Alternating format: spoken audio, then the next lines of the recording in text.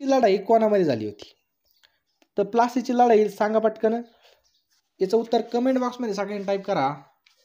तर सिराज उद्दौला आणि इंग्रज बरोबर आहे यांच्यामध्ये झाली होती 23 जून 1757. पुढचा प्रश्न मित्रांनो, ब्रिटिशांनी भारतामध्ये टिंबटिंब युद्धाने राजकीय सत्तेचा मुहूर्तमेढ रोवली. तर लक्षात ठेवा मित्रांनो, ब्रिटिशांनी प्लासीच्या युद्धामध्ये राजकीय सत्तेची मुहूर्तमेढ रोवली. लक्षात ठेवायचे बघा, राजकीय सत्तेची. पुढचा प्रश्न मित्रांनो, भारतीय इतिहासाच्या दृष्टीने काय प्रश्न आहे? भारतीय इतिहासाच्या दृष्टीने महत्त्वाच्या असलेल्या प्लासीची लढाई आणि बक्सरची लढाई या लढाया अनुक्रमे कोणत्या वर्षी झाल्या?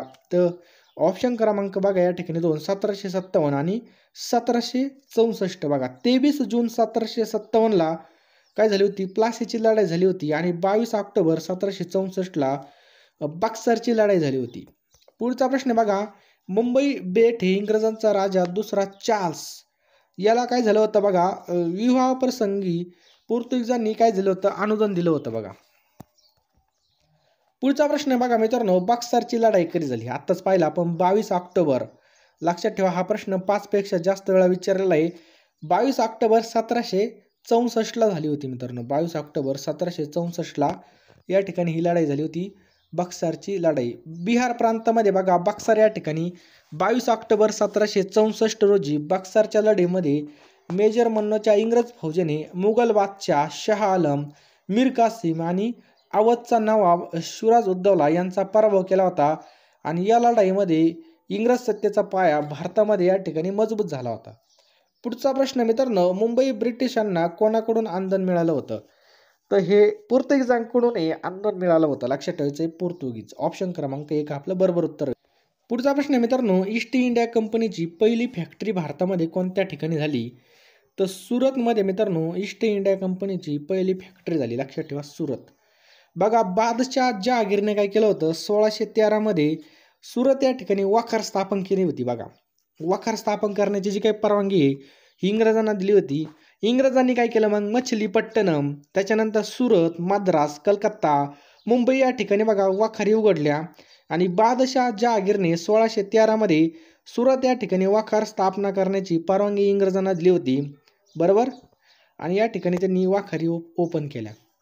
नेक्स्ट बघा, कोणत्या कायद्याने भारतामध्ये व्यापारी मक्तेदारी रद्द केली?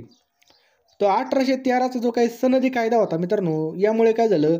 भारतामधील व्यापारी मक्तेदारी रद्द करण्यात आली. लक्षात ठेवायचं आहे.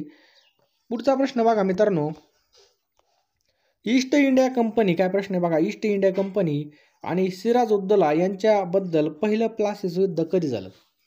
तर याचं करेक्ट आन्सर आहे मित्रांनो, कधी झालं? 23 जून 1757. लक्षात ठेवायचं आहे, 23 जून 1757. हे पण आपल्याला लक्षात ठेवायचं आहे. नेक्स्ट बघा, प्लासीची लढाई खालीलपैकी कोणत्या साली झाली होती? तर 1757ला मित्रांनो प्लासीची लढाई झाली होती. नेक्स्ट बघा, कोणत्या महसूल पद्धतीमध्ये शेतकरी जमीन मालक बनले? हा आपल्याला बरोबर पर्याय निवडायचा आहे. तर रयतवारी. लक्षात ठेवायचं आहे आपल्याला, रयतवारी पद्धत बघा 1820ला या ठिकाणी बघा मद्रास प्रांतामध्ये चालू झाली होती. त्यानंतर बघा या पद्धतीमुळे काय झालं? शेतकरी आणि सरकार यांच्यामध्ये प्रत्यक्ष संबंध निर्माण झाला. नेक्स्ट क्वेश्चन आहे बघा, वास्को द गामा काय प्रश्न आहे बघा, वास्को द गामा यांनी खालीलपैकी कोणत्या राजाकडून व्यापारी सवलती मिळवल्या? तर झामोरीन राजाने बघा या ठिकाणी बघा व्यापाराच्या सवलती मिळवल्या. बघा 20 मे 1498ला काय झालं? वास्को द गामाने प्रथम कालिकत बंदरामध्ये प्रवेश केला होता. पुढचा प्रश्न बघा मित्रांनो, अटलांटिक महासागर पार करून भारताकडे जाण्याचा प्रयत्न करताना अमेरिका खंडाचा शोध कुणी लावला? तर कुणी लावला मित्रांनो? अमेरिका खंडामध्ये जाण्याचा शोध. याचं करेक्ट आन्सर आहे बघा कोलंबस. लक्षात ठेवायचं बघा, कोलंबसने या ठिकाणी शोध लावला होता. बघा 1453ला तुर्कस्तानाने या ठिकाणी बघा पहिलं शहर जिंकलं होतं. त्यामुळे भारतामध्ये आणि युरोपमध्ये खुशकीचा मार्ग जो काय बघा तो बंद झाला होता. नव्या व्यापारी मार्गाच्या शोधामध्ये असताना कोलंबस बघा अटलांटिक महासागर पार करून अमेरिकेच्या जाण्याचा जो काही मार्ग आहे बघा तो त्याला सापडला होता. तो बघा आफ्रिका खंडाला वळसा घालून भारताकडे येण्याचा मार्ग वास्को द गामाने शोधला होता. लक्षात ठेवायचं आहे. पुढचा प्रश्न बघा, क्रांतिकारकाने 12 मे 1857ला टिंबटिंब यास दिल्लीचा बादशाह म्हणून घोषित केलं. तर बहादूर शाहला या ठिकाणी बघा दिल्लीचा बादशाह या ठिकाणी घोषित केलं होतं. लक्षात ठेवायचं आहे दिल्लीचा बादशाह. पुढचा प्रश्न आहे बघा 1857च्या उठावाच्या वेळी कानपूरचं नेतृत्व कोणी केलं होतं? तर नानासाहेब पेशवे यांनी बघा कानपूरचं नेतृत्व केलं होतं. अतिशय महत्त्वाचा प्रश्न आहे नानासाहेब पेशवे.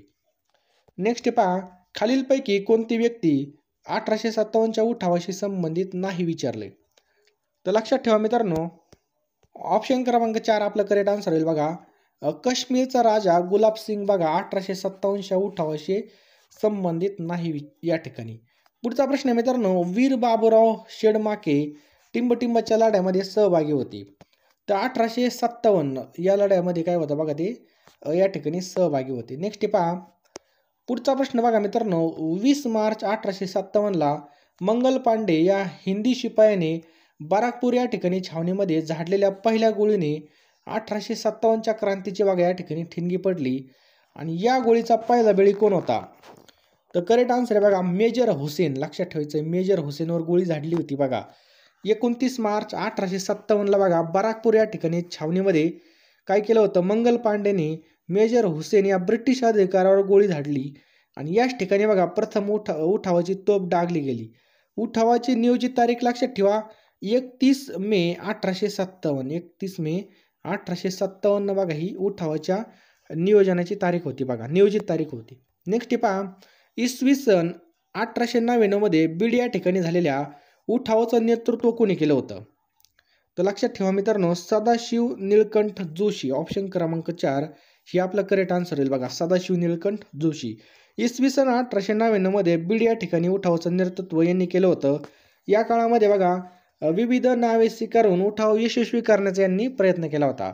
बरोबर. आणि मित्रांनो उठाव फासल्यामुळे सदाशिव जोशी कायमचे भूमिगत झाली होती. 1921 मध्ये मोपला विद्रोह कोणत्या राज्यामध्ये झाला? तर केरळमध्ये मित्रांनो हा 1921ला मोपला विद्रोह झाला होता. लक्षात ठेवायचं बघा. पुढचा प्रश्न आहे मित्रांनो ब्रिटिशांविरुद्ध पंजाबमध्ये काय प्रश्न आहे ब्रिटिशांविरुद्ध पंजाबमध्ये झालेल्या कुका विद्रोहाचं नेतृत्व कोणी केलं? तर रामसिंग यांनी केलं बघा. ऑप्शन क्रमांक 4 रामसिंग यांनी याचं ही विद्रोहाचं नेतृत्व केलं होतं. नेक्स्ट पहा 1857च्या उठावाला स्वातंत्र्य युद्ध कोणी संबोधलं? तर विदा सावरकर यांनी याला संबोधलं होतं. कोणी? विदा सावरकर. 1857च्या उठावाला विदा सावरकर यांनी स्वातंत्र्य युद्ध असं संबोधलं होतं. लक्षात ठेवायचं 1857च्या उठावाला स्वातंत्र्य युद्ध मानणारे होते बघा ते. लक्षात ठेवायचं बघा. नेक्स्ट क्वेश्चन आपल्या स्क्रीनवर पहा पेशवा काय प्रश्न आहे बघा. पेशवा नानासाहेब यांचा सेनापती यांनी 1857च्या उठावामध्ये महत्त्वपूर्ण कामगिरी बजावली. तर बघा पेशवा नानासाहेब पेशवे यांचा सेनापती तात्या टोपे. लक्षात ठेवायचं बघा तात्या टोपेंनी 1857च्या उठावामध्ये महत्त्वपूर्ण भूमिका बजावली होती आणि जनरल कॅम्पेबल याने कानपूरमधील बंड मोडीत काढलं होतं. 1857च्या उठावाची सुरुवात कोणत्या ठिकाणी झाली होती? तर लक्षात ठेवा मित्रांनो 1857च्या उठावाची सुरुवात झाली होती मिरत. ऑप्शन क्रमांक 2 मिरत या ठिकाणी झाली होती. बरोबर.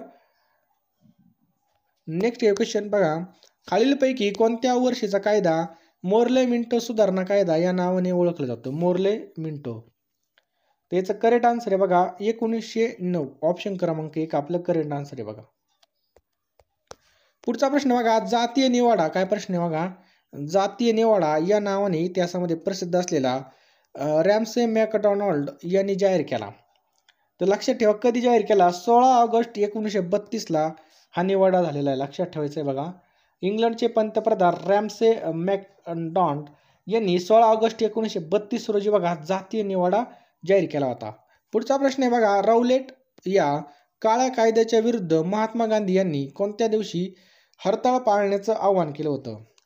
तर राऊलेट कायदा म्हणजे ज्याला काळा कायदा म्हणून सुद्धा ओळखलं जात होतं. याला बिना चौकशी अटक करण्याचा कायदा म्हणून सुद्धा ओळखलं जातो. लक्षात ठेवा. म्हणजे याचा करेक्ट आन्सर आहे बघा ऑप्शन क्रमांक 2 6 एप्रिल 1919. लक्षात ठेवा राऊलेट कायदा हा 1919ला आला होता. याच्या कायद्यानुसार बघा इंग्रज कोणत्याही ठिकाणी झटते घेऊ शकत होते आणि कोणत्या पण व्यक्तीला संशयावरून अटक करता येणार होते आणि गुन्हेगाराला अपील सुद्धा करता येणार नव्हते बघा. यामुळे महात्मा गांधी यांनी 6 एप्रिल 1919ला देशभर हरताळ पाळण्याचं आवाहन केलं होतं. महात्मा गांधी आणि सरोजिनी नायडू, लक्षात ठेवा महात्मा गांधी आणि सरोजिनी नायडू यांनी मुंबई या ठिकाणी सत्याग्रहाचं नेतृत्व केलं होतं. पुढचा प्रश्न आहे बघा, चौकशीशिवाय कोणालाही कारागृहामध्ये डांबवण्याचा अधिकार सरकारला कोणत्या कायद्याने मिळाले होते? तर रौलेट कायद्यामुळे मिळाले होते. लक्षात ठेवायचे रौलेट कायदा. पुढचा प्रश्न आहे मित्रांनो, कोणत्या गोलमेज परिषदेमध्ये महात्मा गांधी राष्ट्रीय सभेचे प्रतिनिधी म्हणून उपस्थित होते? तर दुसरी गोलमेज परिषद होती. लक्षात ठेवायचे बघा. आणि तीनही गोलमेज परिषदेला डॉक्टर बाबासाहेब आंबेडकर बघा या ठिकाणी काय होते? उपस्थित होते.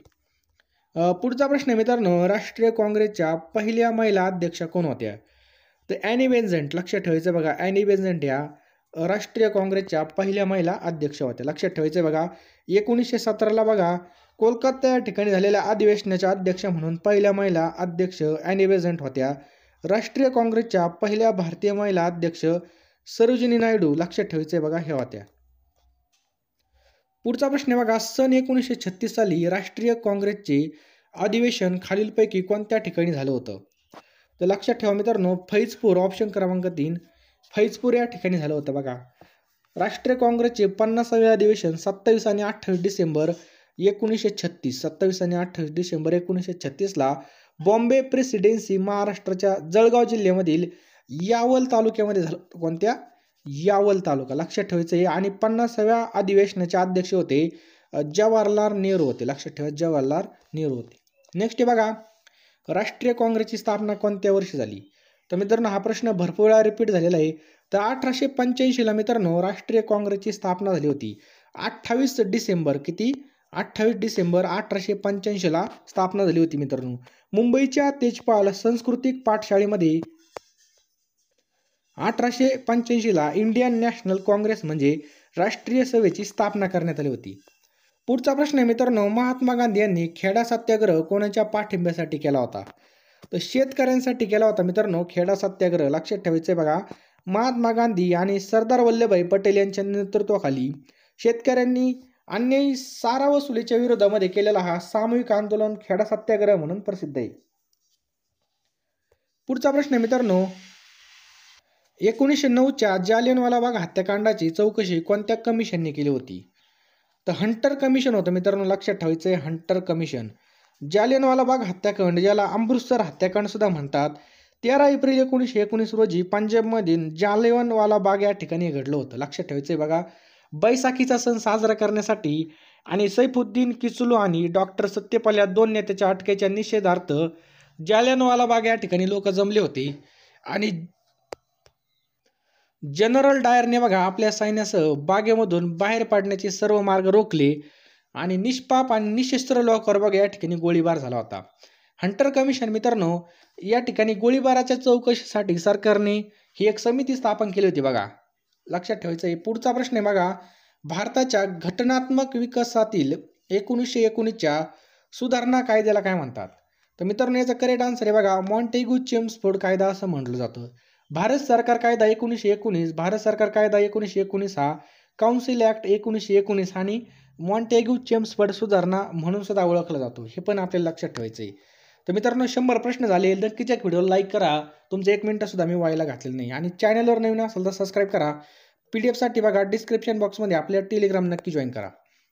सायमन कमिशन भारतामध्ये कधी आलं? तर मित्रांनो हा प्रश्न 5 पेक्षा अधिक वेळा विचारलेला आहे.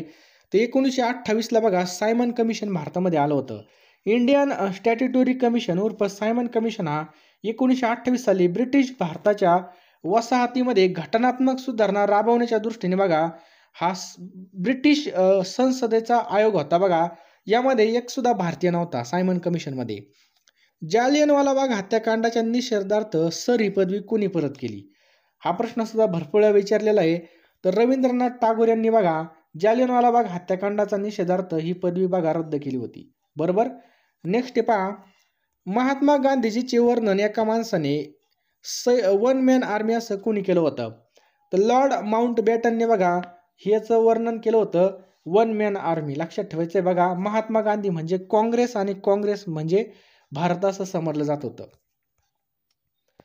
चौरी चौरा या ठिकाणी घटनेमुळे महात्मा गांधीजींनी फेब्रुवारी 1922 मध्ये असहकार चळवळ स्थगित केली. तर चौरी चौरा हे ठिकाण कोणत्या राज्यात आहे? उत्तर प्रदेशमध्ये मित्रांनो ही करेक्ट आन्सर आहे बघा, ऑप्शन क्रमांक 3 उत्तर प्रदेश. आलं लक्षात. पुढचा प्रश्न मित्रांनो, महात्मा गांधीजींनी केलेला सत्याग्रहाचा पहिला प्रयोग कोणता आहे?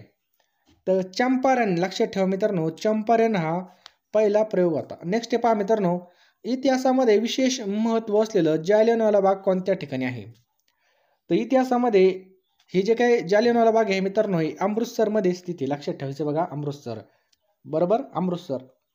पुढचा प्रश्न मित्रांनो, महात्मा गांधी यांच्या नेतृत्वाखाली शेतकऱ्यांनी 1918 मध्ये साराबंदीची चळवळ कोणत्या जिल्ह्यामध्ये चालू केली होती? त्याचं करेक्ट आन्सर आहे मित्रांनो, ऑप्शन क्रमांक 3 खेडा. लक्षात ठेवायचं बघा, खेडा या ठिकाणी 1918 मध्ये चालू केली होती. पुणे करार हा कोणामध्ये झाला सांगा पटकन? तर बरोबर आहे, पुणे करार हा डॉक्टर बाबासाहेब आंबेडकर आणि महात्मा गांधी यांच्या दरम्यान झाला होता. नेक्स्ट पहा, महात्मा गांधी यांचा चंपारण सत्याग्रह खालीलपैकी कशाच्या बाबतीत होता? तर चंपारण मित्रांनो हा ऑप्शन क्रमांक 1 भारतीय शेतकऱ्यांना नीळ पिकवण्याची सक्ती म्हणून होता बघा. लक्षात ठेवायचं आहे, हा जो काही लढा आहे मित्रांनो, बिहारमधील चंपारण जिल्ह्यातील नीळ उत्पादक शेतकऱ्यांच्या मागण्यांसाठी होता. महात्मा गांधी यांच्या नेतृत्वाखाली ब्रिटिशांविरुद्ध केलेलं हे आंदोलन होतं. गांधीजींनी बघा भारतामधील हे पहिलंच आंदोलन होतं आणि यात मिळालेल्या यशाने त्यांनी देश पातळीवर आपलं नेतृत्व बघा प्रस्थापित केलं. स्वराज्य हा माझा जन्मसिद्ध हक्क आहे आणि तो मिळवणारच, हे बोल कोणाचे आहेत? तर बाळ गंगाधर टिळक याचं करेक्ट आन्सर आहे मित्रांनो. 1916 मध्ये बेळगाव मुक्कामी असताना बाळ गंगाधर टिळक यांनी स्वराज्य हा माझा जन्मसिद्ध अधिकार आहे आणि तो मी मिळवणारच अशी घोषणा केली होती. लोकमान्य टिळकांना भारतीय असंतोषाचे जनक म्हणून सुद्धा ओळखलं जातं. पुढचा प्रश्न काय बघा, नारायण मूर्ती हे कोणत्या कंपनीचे संस्थापक आहेत? आपल्याला विचारलंय नारायण मूर्ती. मित्रांनो याचं बरोबर उत्तर आहे ऑप्शन क्रमांक बी इन्फोसिस. लक्षात ठेवा, इन्फोसिस या कंपनीचे संस्थापक आहेत. पुढचा प्रश्न मित्रांनो पहा, दर्गा अजमेर शरीफ कोणत्या राज्यामध्ये आहे? कोणता? दर्गा अजमेर शरीफ. तर मित्रांनो हे राजस्थान राज्यामध्ये आहे. लक्षात ठेवायचं आहे, दर्गा अजमेर शरीफ हे राजस्थान राज्यामध्ये आहे. भारतामध्ये सर्वप्रथम लोक आयुक्त ही जी काही संस्था आहे ही कोणत्या ठिकाणी अस्तित्वामध्ये आली? भारतात सर्वप्रथम लोक आयुक्त ही संस्था कोणत्या ठिकाणी अस्तित्वामध्ये आली? बरोबर उत्तर पहा ऑप्शन क्रमांक बी, ही आपल्या महाराष्ट्रामध्येच अस्तित्वामध्ये आलेली आहे. नेक्स्ट बघा, इंडियन मिलिटरी अकॅडमी टिंबटिंब या ठिकाणी आपल्याला पाहायला मिळते. इंडियन मिलिटरी अकॅडमी विचारलंय, त्याचं बरोबर उत्तर आहे मित्रांनो ऑप्शन क्रमांक सी डेहराडूनमध्ये पहा आपल्याला इंडियन मिलिटरी अकॅडमी आपल्याला पाहायला मिळते. पुणे जिल्ह्यामध्ये मित्रांनो NDA यालाच आपण म्हणतो बघा, national defence academy. Maharashtra police academy Nashik जिल्ह्यामध्ये पहा. पुढचा प्रश्न आहे मित्रांनो, या ठिकाणी बघा, मराठी भाषेमधील ळ या वर्णाचं वैशिष्ट्य कोणतं आहे? मराठी भाषेमध्ये जो का ळ वर्ण आहे मित्रांनो, या ळ वर्णाचं वैशिष्ट्य कोणतं आहे? त्याचं बरोबर उत्तर आहे ऑप्शन क्रमांक बी, हा काय बघा स्वतंत्र वर्ण आहे. लक्षात ठेवायचं, ळ हा वर्ण स्वतंत्र वर्ण आहे. पुढचा प्रश्न बघा, अप्पलपोटा म्हणजे काय? काय प्रश्न आहे? अप्पलपोटा म्हणजे काय? स्वतःचा फायदा करणे, यालाच म्हणतो आपण अप्पलपोटा. पुढचा प्रश्न बघा, साऱ्यांनी मनसोक्त हसावे यातील आपल्याला प्रयोग ओळखायचे बघा.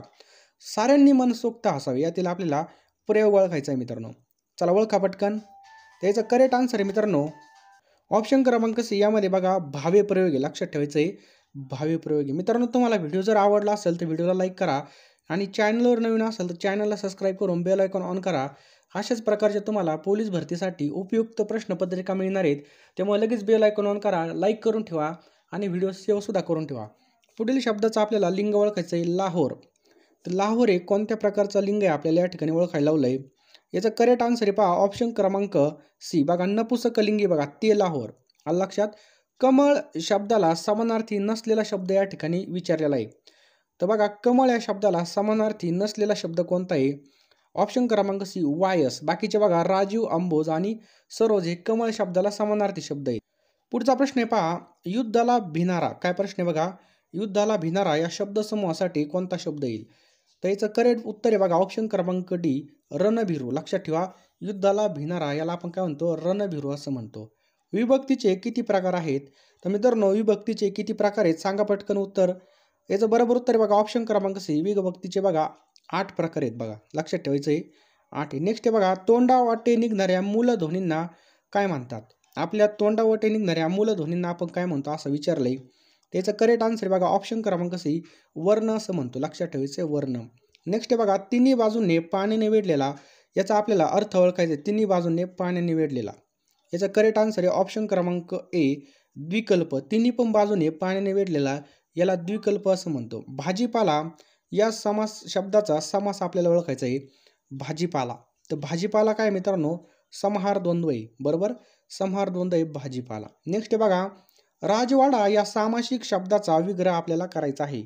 राजवाडा याचा करेक्ट आन्सर आहे बघा, राजाचा वाडा. लक्षात ठेवा, राजाचा वाडा. मी निबंध लिहिला आहे वाक्याचा काळ आपल्याला ओळखायचा आहे. मी निबंध लिहिला आहे, तर याचा करेक्ट आन्सर आहे बघा, पूर्ण वर्तमान काळ. मी निबंध लिहिला आहे या वाक्याचा काळ काय होईल बघा, पूर्ण वर्तमान काळ होईल. पुढचा प्रश्न आहे मित्रांनो, समीर निबंध लिहितो या वाक्यातील क्रियापदे कोणत्या प्रकारचं आहे? समीर निबंध लिहितो या वाक्यात क्रियापदे कोणत्या प्रकारचं आहे? तर सकर्मक क्रियापदे. ऑप्शन क्रमांक. संयुक्त महाराष्ट्र राज्याची स्थापना कोणत्या दिवशी करण्यात आली होती? तर लक्षात ठेवा मित्रांनो, 1 नोव्हेंबर 1956. लक्षात ठेवायचं आहे, 1 नोव्हेंबर 1956 या दिवशी करण्यात आली. यामध्ये काय झालं तर बघा, सौराष्ट्र, गुजरात, मराठवाडा, विदर्भ, मुंबई इलाखा याचा समावेश होता. आणि 1 मे 1960ला आपल्या 1 मे 1960ला काय झालं होतं, आपल्या महाराष्ट्र राज्याची स्थापना झाली होती. आणि पहिले मुख्यमंत्री होते यशवंतराव चव्हाण. लक्षात ठेवा, यशवंतराव चव्हाण. पुढचा प्रश्न मित्रांनो, पांढरे सोने कशाला म्हटले जातं? आपल्या सगळ्याला माहिती आहे, कापसाला बघा या ठिकाणी पांढरं सोनं म्हणून ओळखलं जातं. लक्षात ठेवायचे, पांढरं सोनं कापसाला म्हणून ओळखलं जातं. बरोबर. पुढचा प्रश्न मित्रांनो, चंद्रपूर जिल्ह्यामधील टिंबटिंब या ठिकाणी युद्ध साहित्य निर्मितीचा कारखाना आहे. तर पुढे मित्रांनो, भद्रावती. ऑप्शन क्रमांक 4 या ठिकाणी आपल्याला लक्षात ठेवायचं आहे, चंद्रपूर जिल्ह्यामधील भद्रावती या ठिकाणी युद्धाचं साहित्य निर्मितीचा कारखाना आहे बघा. लक्षात, कोळशाच्या खाणी आणि कोळशावर आधारित ऊर्जा प्रकल्पामुळे चंद्रपूरला काय म्हणतात मित्रांनो, काळ्या सोन्याचं शहर म्हणून सुद्धा ओळखलं जातं. चंद्रपूर मित्रांनो इरई नदीच्या काठावर वसलेलं शहर आहे. कोणत्या? इरई. आणि या जिल्ह्यामध्ये चंद्रपूरमध्ये 15 तालुके आहेत. किती? 15 तालुके. पुढचा प्रश्न मित्रांनो, कोणत्या झाडाचं लाकूड आहे आगपेट्याच्या काड्या बनवण्यासाठी वापरलं जातं? जे काय काडीश पेटी मित्रांनो, त्या काडीश पेटीसाठी कोणत्या झाडाचं या ठिकाणी लाकूड वापरलं जातं असा प्रश्न आहे. तर सगळ्यांनी लक्ष देऊन पहा मित्रांनो, पॉप्लर. लक्षात ठेवायचं बघा आपल्याला, पॉप्लर हे जे काही झाड आहे बघा, हे आगपेट्याच्या काड्या बनवण्यासाठी वापरलं जातं. हे पण लक्षात ठेवायचं आहे.